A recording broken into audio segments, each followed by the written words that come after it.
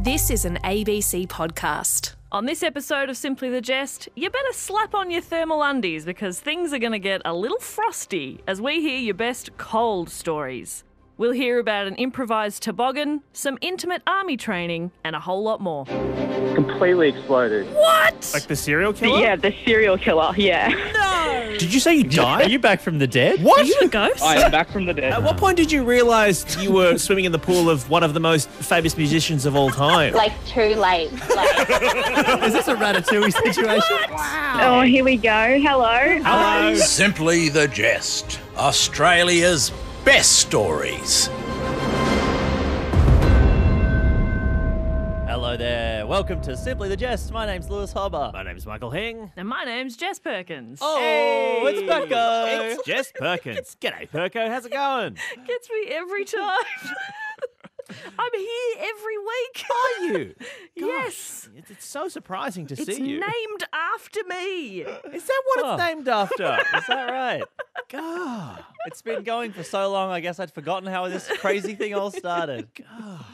Well, if you've never joined us for Simply the Jest before, it is named after Jess Perkins. Great reminder. It is a Is she here, podcast- by the way?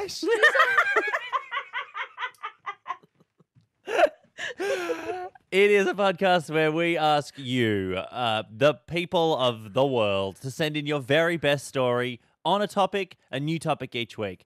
The very best story is chosen by Jess Perkins.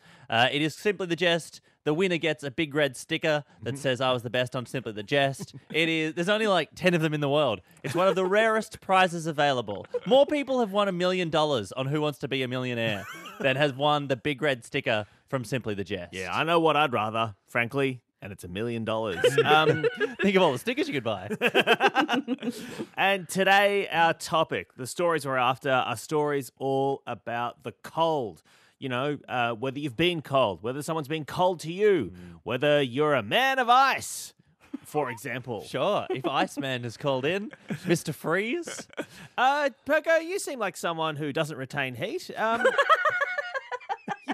Do you struggle with the cold? Yes, I do. I absolutely do. And I hate that you nailed that. Yes, I hate the cold. I used to think I liked summer better because I could handle the heat. Turns out I can't handle the heat either. Oh, okay. So Yeah. what time of? So are you basically good for about 3 days in September? Yeah, that's when Perko really shines. It's your Goldilocks zone.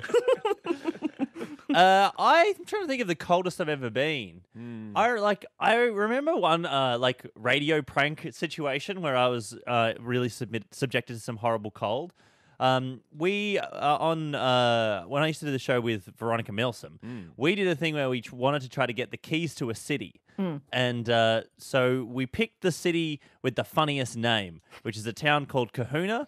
Because we Pretty good. we wanted to Pretty funny. call it the Big Kahuna. And we went to Kahuna, which is like northern Victoria, inland. So we went in the middle of June, which is very cold in that part of Victoria. And there were heaps of challenges. There's a lot of like lakes and rivers. They're big onto like water skiing and that sort of thing. So we knew that a lot of the challenges would involve being in very cold water. And I was like, that's fine. I'll win some. I'll lose some. You know, I'll be in the water. Veronica will be in the water. And then the day before we left on this thing, Veronica pulled me aside. She's like, hey, just something I got to tell you. I'm pregnant. I was like, that's so exciting. She's like, yes, it is. But it means that you will have to do all of the challenges that involve getting into the freezing cold water because I can't risk the baby. And that really, that snookered me. It puts me in a very difficult position. On one hand, I don't want to be in the cold water. On the other hand, you got to respect a baby. You know what I mean? Of course, we all got to give it up for babies. Yeah. You got to give it up for babies. That's just one of those things. I've spent a bit of time in the cold. As a teenager, my parents would take us skiing a fair bit. And we went to Japan once, and I saw, I think, the coolest thing I've ever seen while very, very cold. I went avalanche clearing with a Frenchman. Damn. So it's like, for me, seeing something cool is basically just seeing someone do something very dangerous and confident. That's basically all it is for me. You know, as someone who's insecure and also a scaredy cat. So they use dynamite to clear the snow at the top of mountains for avalanches. And I saw a man and I think it's relevant that he was French, but, not load-bearing. I saw him light a stick of dynamite with a cigarette that he was smoking. No. And then toss the dynamite over his shoulder. No. Down a hill for it to explode. That's the coolest thing I've ever heard. It's the coolest thing I've ever seen. It's the absolutely coolest thing I've ever seen. Later on, while we were with him, he didn't check the weather patterns and we did get stuck on a mountain because of a blizzard. So he was a bit of a cowboy, if I'm honest. Yeah, but I mean, you got to expect that when you hang around with someone like that, there's going to be wins and losses. Yeah, that's the point of a cowboy. You know what I mean? Like, you're going to get into some adventures, you're going to get into some scrapes, some mishaps. They're not all going to go well, but you're always going to come out with a story. Mm-hmm. That's amazing. I wonder what he's doing now. I imagine he's probably dead, given the way he lived his life. I think that's fair. I should say, he was like 60 at the time. This was a while ago. And he was like not living his life in a way that suggested he wanted to keep on living forever. Whoa. Yeah, but that just, to me, that's the type of person who's going to live to 100. Oh, you know? right. Yeah, if you can like play with dynamite and smoke a pack of Dave cigarettes, it's like, yeah, you're probably invincible at this point. You're about to hear a bunch of cold stories. You'll hear about someone who should have kept their cold hands to themselves and how a student got their own ensuite at ski camp. Gemma in Hobart, what's your cold story? I went to Antarctica with a bunch of teenagers learning about Antarctica, and we were taking ice cores from the top of a snow-covered island. Did you say you're taking ice claws? Ice cores, I believe. Cores. Ah. Yeah. Okay. What's an ice core?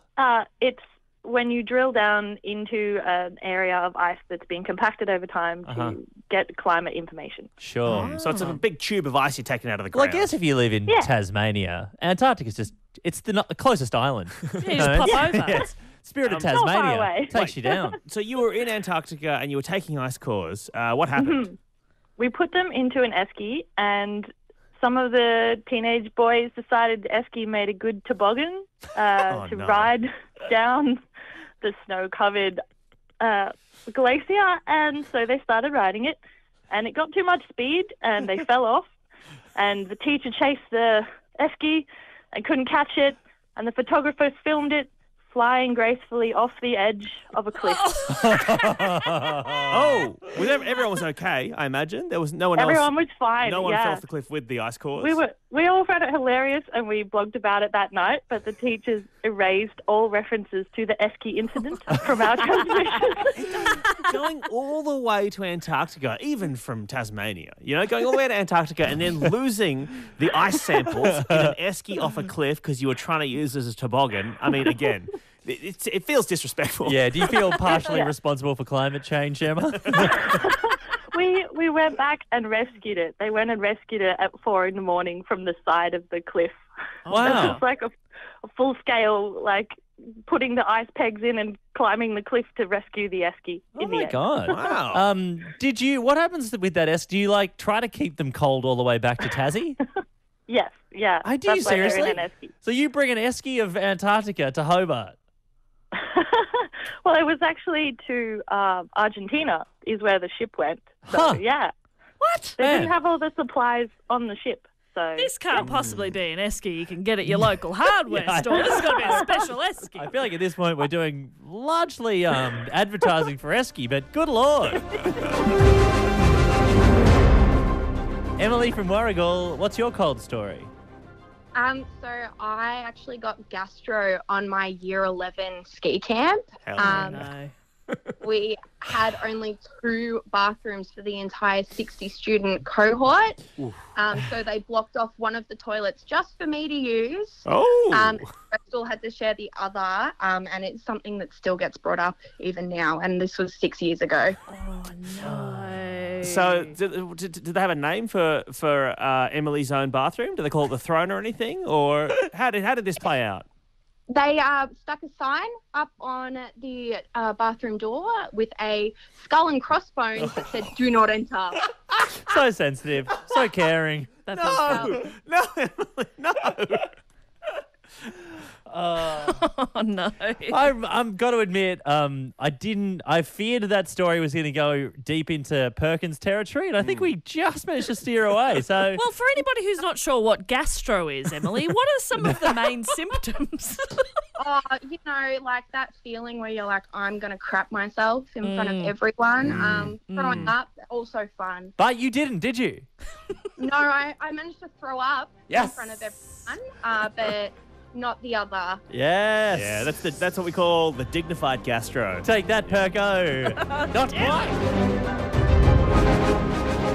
The next story is from Danny in Adelaide. Hey, Danny, what's your cold story? Hello, guys. So I think every couple plays this game where when you've got cold hands, you put your hands up your partner's top.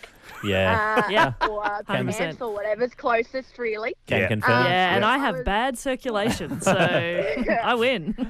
And my partner and I, we were in the supermarket and we're walking down the freezer aisle, and after he had been handling stuff in the freezer, he went and he put his hands up my top to freak me out. But my natural instinct is to drop to the ground when something like that happens, and I hit my head against the trolley and knocked myself out in the freezer aisle. So essentially, my boyfriend knocked me out with his cold hands. Oh, Daddy, no! Oh, Yeah. no. And so after that, he had to take me to the doctor to make sure I didn't have a concussion and all of that. But I had to go around all week with an egg on my head as an adult, trying to explain how I had an egg on my head. And it was because my boyfriend knocked me out with his cold hands. Oh, and how did you explain it to the doctor? Like, look, you know how you do that thing, Doc, when your hands are cold and you... You know what? I just left that to my boyfriend to explain. He can explain how that happened. That was his fault. Does the game still get played in the relationship, or did this kind of spell the end of the game? Well, only if there's very soft surfaces around us. Trampolines, sand. Danny, can you just put this helmet on for no reason at all? Okay, now here we go.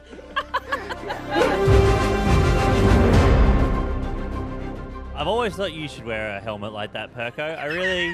Just at all times? Yeah, I worry about you, you know what I mean? I hear stories like that and I'm like, we need to get Perko a helmet. Is this because I gave myself concussions multiple times as a child? Yes. But in this instance, I would say, Perko, because you have bad circulation and therefore famously cold hands, you wouldn't be the person passing out. You'd be the person causing your boyfriend to pass out. That's right. And I did this real good just the other day. I got him so good. My hands were so cold. And I just went straight up his jumper and he screamed, ran to the kitchen and grabbed some ice packs and just held them for a bit to prepare his hands. Wait, so is this for a retaliation? Yeah. He just because his hands always warm, so he had to go cool them right down. He had to artificially cool his hands with ice packs in order to compete in this sort of like weird arms race. Did it work? Did you back down? No. I mean, you've both met my boyfriend. He's very, very dry. And so sometimes it's hard to know if he's doing a bit or if he's serious. So we have a code word for when it's sort of like, all right, no, not joking here, to make it very clear. So I just used that and said, that's enough. Okay, we've had enough now. So I cut the game off before he could retaliate. What's the code word? Ratatouille. Say Ratatouille, and we both just, okay, all right. All right, the game. We've played enough game. We've played enough cold hands game. Was there a workshop process to come up with that word? No. You were like, first thing I suggested. This is your, actually, it makes sense as a Perko choice. Sometimes why do I keep telling you things? My girlfriend has very cold hands, right? And she has recently started using it in a way to suggest that, like, to pick where we should live in our life, like as in my hands are cold, we need to move up north.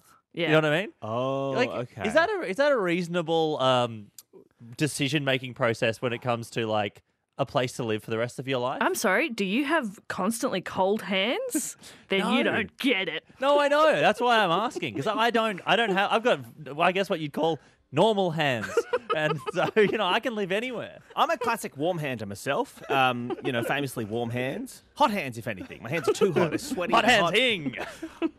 Let's get into some more calls. You're about to hear about a certain kind of intimacy they won't teach you in school and what happens when you cross a sleeping bag, a leaky bladder, and sub-zero temperatures. Chaos. Imogen in North Sydney, what's your cold story? Hey, so I'm Kirst that every time I go to the snow, I end up in a river or in like a lake or something. Would you say cursed, or would we say just not a good skier? It's not even skiing. It's just me. Oh, you just walk into rivers? Yeah. So the first time I walked into a river. The second time I was pushing a canoe into the snowy river and I slipped. And the third time I was going tobogganing with my sister and I was adamant that I didn't want to go. And she was like, no, just come, it'll be fun. And she went down the slope first and she was just like, see, I made it, it's fine down here. And I was like, okay, fine, I'm coming down. And I tobogganed down and my toboggan went off to the right and I kind of skidded over something. And I was like, oh, that felt a bit weird. And I got out of my toboggan and realised I was standing in knee-deep water. Oh, Imogen. Imogen, you're not good at this. Do you have any idea of who might have cursed you? Like, who do you think's put the curse on you? I'm just going to say my sister, probably. My sister Bethany. Is she a witch of sorts? Okay. That's a yes. Good to know. Sounded like a cackle, frankly. Sounded a witchy yourself. I don't want to start accusing everyone of being witches. I don't want to take us back, but she's a witch. Let's burn her. The next caller is Adam in the Sunshine Coast. Adam, what's your cold story? I was actually over in Scandinavia training with one of their military units doing my patrol medics course. Oh. So we were training in winter out in the snow and we were already pretty cold. And they told us to practice as if we were hyperthermic, as in too hot. So we had to take our shirts off and squirt each other with cold water. So straight away we knew it was a bit of a G-up. And while we were doing that and starting to shiver, two of our instructors were digging a hole and one started nuding up. And as we were shivering, one of them proceeded to dive into the hole and the other one covered him up with snow. And said, right, obviously this is a lesson about hypothermia. And they buried him for a couple of minutes and pulled him out. And then the other instructor spooned him in a space blanket with his shirt unbuttoned and the front of his pants unbuttoned to warm him up. Right, okay. And we sort of thought, all right, super interesting lesson, right? Mm-hmm. Yeah. And then they said, right, your turn. And one by one we had to get nude, get buried in a pit of snow for 2 minutes, and then spoon your buddy in order to warm them up. Is there any chance they were filming this and selling it on the internet? I'm not sure. There is. I am on YouTube of a different part of that medics course, but when I told my Australian military buddies, they were absolutely gobsmacked and just said, you know what, we learned about hypothermia on a PowerPoint. Yeah. It does feel like there are simpler ways to learn about being hot and cold. Even just using a dummy. Exactly right. Yeah. Having said that, It really felt like they dragged you into their specific kink. All right, let's do CPR. Hang on, I'll get my lip balm. Just have a quick breath mint and Let's go. really get your tongue in there.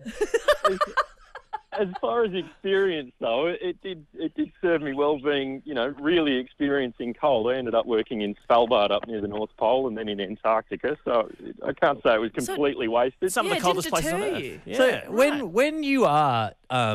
you've been buried in the snow and you're in Scandinavia and then you come out and for some reason your pants are slightly undone and your shirt is off. The pants I don't understand, Adam, I have to be straight with you. The pants are undone, the shirt is off and you're spooning a friend. What are you... the spoonee or the spooner, right? Right, and the hands are sort of gently nestled in the top of the unbuttoned pant or... Like, is there a gentle... At that point, because when you're the one buried in the snow and you're the spoonee, you are completely naked. Yeah. The shrinkage. Complete shrinkage. It's the guy behind you that's warm, and I have to say, at that point, you are so cold you don't care. Of course. All you want to do is care. Get warm. I would say this is a delight. Keep in touch? My goodness. Adam, can I ask, is it the responsibility of the spooner or the spoonee to put on the smooth jazz? and pour a nice glass of Merlot. Yeah. Which one does that? Yeah. And what do you talk about when you're naked being cradled by a friend? I didn't even think of that. Just like, you've been watching Mayor of Easttown? Liam in Cairns, what's your cold story? A few years ago, I was hiking in the snow in Victoria, and long story short, I woke up in the middle of the night and I'd wet my pants and I had to hop out. And while I was cleaning myself, I went to get back in and my sleeping bag had frozen shut with all the wee. Yes! Trapped in a prison of your own urine. Oh, my goodness. Oh. So I was in between either just sitting up for the rest of the night pretty much naked in the snow or working my way back into my frozen wee to try and get warm. You're so blasé about this, and it's so good. So, what happened next? Well, I managed to get myself a little bit warm in my sleeping bag, and then I spent a fair bit of the next day trying to get my sleeping bag dry enough so that it wouldn't freeze the next night. So, it is your body heat to melt your own wee? Yeah, I just needed a naked friend. Yeah. That sounds like one of those survival movies. Like, I can imagine that as a deleted scene in The Revenant or whatever, you know? People would pay a lot of money to watch Leo piss himself. Yeah, you know, Leonardo DiCaprio trying to break into a wee-filled bag, you know? Sorry, a wee-soaked bag. That's the new 127 hours. It's just like a man trapped in a sleeping bag, riddled with wee. Riddled with wee. What if you're riddled with wee? Get in touch. I forgot how blasé he was about that story. He's so casual about it. It's very funny. But let's also not rush past the army training camp, having to be buried in the snow, like spooning to warm up. I mean, people just act weird in the cold. People don't act this weird in the heat. I think temperatures affect people in different ways, though, you know? Like, I think cold makes people go wild in this way. I think the heat, though, it makes people... It makes people do things on jet skis. You know what I mean? It's sort of right. It's a different kind of problem you get. Talking of being riddled with wee, I'm riddled with glee because guess what time it is, Perko? Is it time for a bonus caller? It's time for a bonus caller, Perko. Yeah, it's from Olivia in the Gold Coast. Hey, Olivia, how you doing? Hey, good guys. How you going? So good. Tell us your cold story. Yeah, so we, as a family, we went camping in Tasmania in the middle of winter, and we stopped to camp at this beautiful little campsite right by a little frozen creek. And it was like 9 o'clock at night. We had a little campfire going, and my older sister comes up with this brilliant idea of, hey, I'm going to fart on the fire, and I'm going to see if the fire gets bigger. Classic. And obviously we were little, so we thought it was like the best thing ever, and we were egging her on, super excited. So she's pulled her pants down to her ankles, and she's leant over to like fart on the fire, and she slipped and fallen straight into this frozen lake. So she's gone through the top frozen layer down into the water with no pants on, just in the freezing cold water at 9 o'clock at night in Tasmania. Oh, I really thought she was going to fall into the fire. That was a classic twist. No. How did you into the fire, thankfully. How did you get her out, pantless and flailing in the frozen lake? My poor mother had to climb in after her, fully dressed, and just like yank her out of this frozen creek. So Mum was super unimpressed, but we thought it was the best thing ever. We thought it was hilarious. Did she ever get to fart on the fire?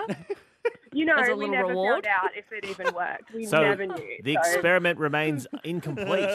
We will have to like reattempt the experiment at some point. So. A group of scientists have gathered together in Tasmania to travel south to try to fart on a fire. Absolutely. I think everyone needs to know the answer, so we've got to do that at some point. Oh, that's amazing. All right, Perko, what are you loving? I do like trying to fart on a fire. I love trying to warm up a sleeping bag riddled with piss. Some amazing stories this week. I think my favourite and the one that takes the cake this week is Adam from the Sunshine Coast at this army training camp getting nude. It feels like a prank that they absolutely pulled off because they were doing it. It's just a wild story. So Adam is simply the jest for this week.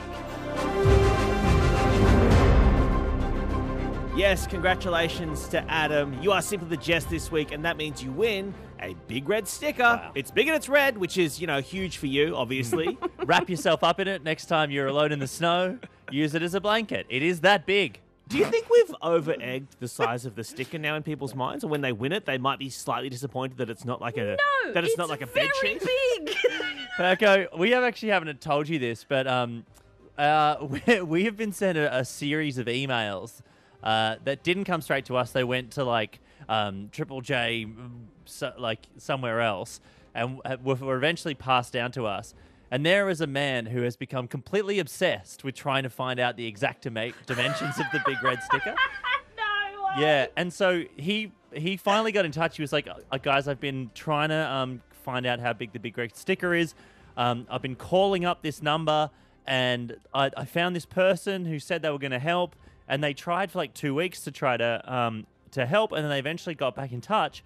And they said that they don't work for Triple J, but they'd been trying to find out for me. So he'd called the wrong number. That person had then tried to help this man. 2 people have now spent 2 weeks trying to find out the dimensions of the big red sticker. And then eventually they got in touch with us. And so we just sent them one. So you didn't tell him how big it is still? No. So he's still wondering. Still doesn't know. He's got to get out his ruler and figure it out once and for all. But that means, Perko, these are hot property. You know, people are getting in touch with organisations that aren't even Triple J to track down these stickers. You can listen to Hobber and Hing, the radio show, at 3 p.m. every weekdays. You can find us on Instagram at @NotHobberandHingOfficial. That is where we like to get a lot of our stories for Simply the Jest, so keep your eyes on that. Mm-hmm. That's where Perko goes every week to announce the new topic. Guys, I have a new review that I'd like to draw your attention to. For anyone who listened to last week's episode of the podcast. The episode was Pool. Mm-hmm. And there was, of course, the winner, who was a pool player, who was a pool shark, who really threw her friend Leanne under the bus. Well, former friend. The review is 5 stars for the podcast. Easy on the eyes, unlike Leanne. That's so good. I think about that story so often. So please do leave a review. We love to see them. Maybe if you're going to leave one this week, you could suggest that anyone who listens will laugh so hard they'll need to wear a helmet like Perko. A little safety helmet, just 24 hours a day. Just want to be clear, no doctor has told me to wear a helmet. No. Okay. No. They wouldn't dare. I haven't had a concussion in months. Thank you so much to our producers, Joe Kahn and Tia Newling. Thank you for listening. We'll catch you next week.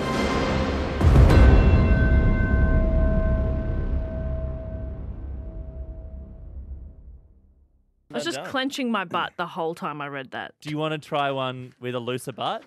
No. Is there a fire nearby that you're worried about emboldening? Emboldening!